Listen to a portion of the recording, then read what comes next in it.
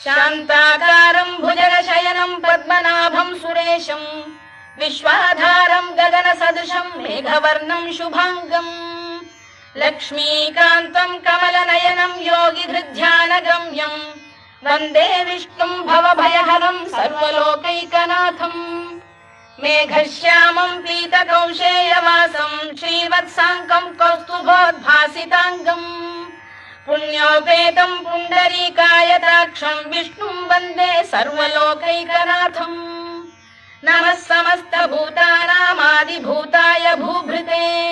అనేక రూప రూపాయ విష్ణవే ప్రభ విష్ణవే సశంఖ చక్రం సకిరీట కుండలం సపీత వస్త్రం సరసీరుహేక్షణం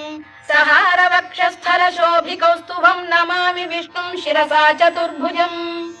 ఛాయాయాం పారిజాతస్య హేమ సింహాసనోపరి